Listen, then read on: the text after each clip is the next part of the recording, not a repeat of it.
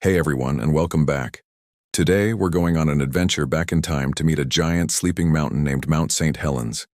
Imagine a beautiful, snow-covered cone, so peaceful and quiet. People loved it. They would hike, camp, and fish all around it. It looked like a perfect postcard picture. But deep, deep underground, something was waking up. For over 120 years, Mount St. Helens was like a big, sleepy bear hibernating. But in the spring of 1980, it started to stir. It wasn't a big roar at first, just little rumbles. Earthquakes. Not the big, shaky kind, but tiny tremors, like a cat purring. At the same time, the mountain started to puff out little clouds of steam from its top, like a teapot just starting to boil. Scientists who are like mountain doctors saw these signs and got very curious. They set up special equipment to listen to the mountain's rumbles and watch its every move. They noticed something really strange. The north side of the mountain was starting to bulge outwards. Imagine blowing up a balloon, but only one side of it expands. This bulge grew bigger and bigger every single day, pushing out about 5 feet. It was a giant, growing lump on the side of the mountain, a clear sign that something big was building up inside. The government saw these warnings and told everyone to leave the area around the mountain. It was a tough decision because people had homes and businesses there, but safety had to come first. They created a red zone, an area where no one was allowed to go. Most people listened, but a few thought the mountain was just putting on a little show and decided to stay. They couldn't imagine that this beautiful peak could be dangerous. Then, on the morning of May 18th, 1980, it happened.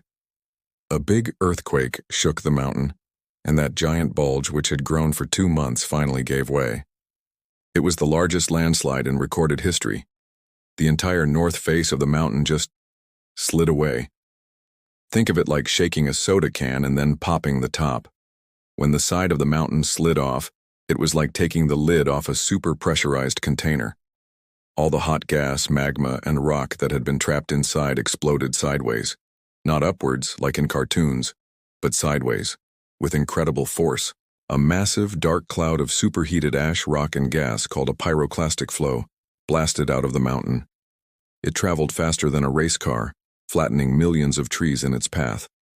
From the sky, the forest looked like a bunch of fallen toothpicks, all pointing away from the mountain. The blast was so powerful it knocked down giant 100-year-old trees miles and miles away. At the same time, a gigantic plume of ash shot straight up into the sky, miles high. It was so big it blocked out the sun, turning day into night in nearby towns. A thick, gritty gray ash started to fall like snow, but it wasn't cold and fluffy. It was heavy and messy, covering cars, houses, and entire streets. It got into everything, making it hard to breathe and difficult to drive. The ash traveled all around the world on the wind currents. The explosion also melted the snow and glaciers on the mountain almost instantly. This created massive mudflows, like rivers of wet concrete, called lahars. These lahars roared down the river valleys, sweeping away bridges, homes, and everything in their path. They were thick, powerful, and incredibly destructive, changing the shape of the landscape forever. When the dust, or rather the ash, finally settled, the beautiful, pointy Mount St. Helens was gone. In its place was a huge, horseshoe-shaped crater. The top 1,300 feet of the mountain had been completely blown away. The once green and lively landscape was now a silent gray world, covered in ash and debris. It looked like a scene from another planet. But here's the amazing part of the story. Life is tough, and it always finds a way back. At first, scientists thought it would take hundreds of years for anything to grow there again. But they were wrong. Just a few weeks after the eruption, a tiny green plant called a fireweed was spotted pushing its way through the thick ash. It was the first sign of hope. Small animals that had survived by burrowing deep underground, like gophers, started to emerge. As they tunneled through the ash, they mixed it with the rich soil underneath. This helped create a better place for seeds, carried in by the wind or by birds, to start growing. They were like tiny gardeners, preparing the soil for a new beginning. Slowly but surely, year after year, more plants started to grow.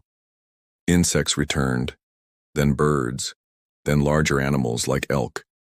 They discovered that the new, open landscape was a great place to find food. The rivers, which had been choked with mud, began to clear.